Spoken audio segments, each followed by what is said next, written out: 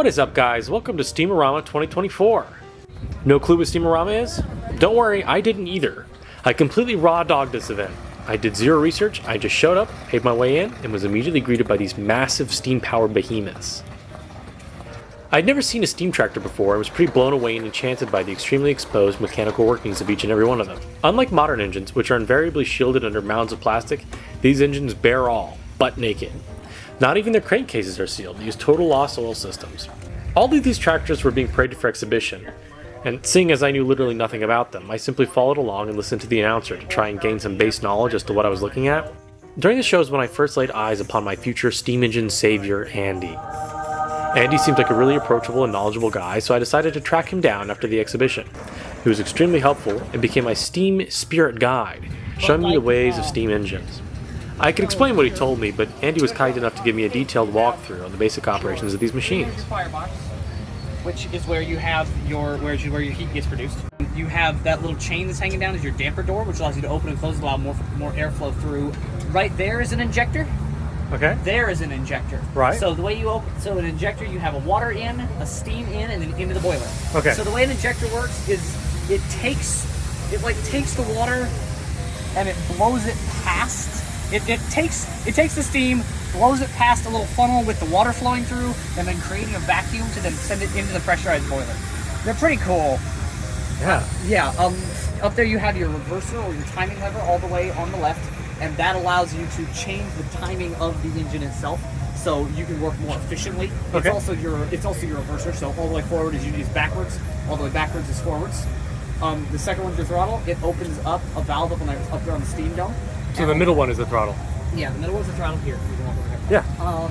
The middle one's the throttle, and it allows you to open up that valve there, which allows stuff out from the steam dome up into the flyball governor up there, and that allows. So the ball thing is the governor. Yeah, that's the governor. Okay. So what it does is it's connected to the main shaft here.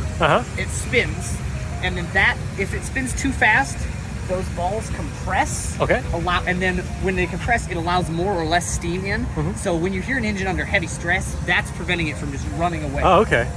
Your cylinders here, these two valves here are your petcocks, which allow for any buildup of steam that then condense back into water to then drain out. This is a preheater for water, which you have up there. There's also a pump. So this one has 3 methods of injecting. Most are required to have 2. This one has 3. This preheats the water from the pump, so it goes in there. This is where your injector injects. This is your sight glass. This is how you know how much water is in your boiler. Wow, yeah. You always want to see, there needs to always be water on the glass. That up there is the oiler, which oils the piston and the piston connector rods. This valve that goes up there is your blower. That is it lets steam off the boiler, blowing it up through the stack, and then which then creates a vacuum, drawing air through your damper door and then making the fire hotter faster. Right. And with this is your flywheel, which is what you hook your belt up to. Inside here, these are the clutch, and that's what the farthest lever does, the big one. Okay. And when you pull the clutch, it opens up and then grabs it. So the engine will spin the flywheel. Right. This then engages the flywheel, starting the drivetrain and then going. Not only was Andy kind enough to show me how the steam engines work, he also gave me a tour of the grounds, taking me to several stationary events, including shingle cutting demonstrations, as well as showing me where to find homemade ice cream, produced by the Amish using a hit-and-miss motor.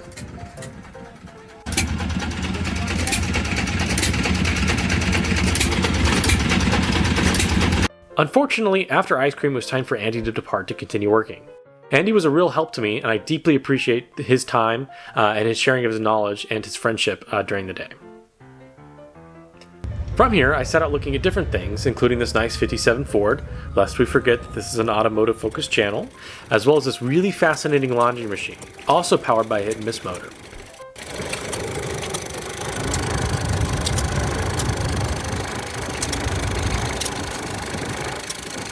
I especially liked the exhaust system on this unit, discharging to the 5-gallon bucket of water. On Andy's recommendation, I attended the threshing demonstration, which probably would have been a terrifying experience for anybody with allergies, but I found it to be quite entertaining. Steam-O-Rama really gave me a deeper appreciation for turn-of-the-century's 1920s style farm equipment. A lot of this stuff is so well crafted and fascinating to watch. I can only imagine if you were alive back then, seeing these machines operate for the first time would have seemed totally magical. The mechanical nature of them was just so fascinating, and the work they were able to do and accomplish in such little time, was really impressive. I had a really great experience, but the day was ending and it was finally time to board the tram and be whisked away back to my car.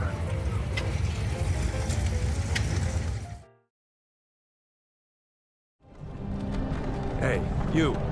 Wait, what? Finally awake. I hope you guys enjoyed watching. Thanks again for Andy for his expertise, and don't forget to like and subscribe for more. Bye!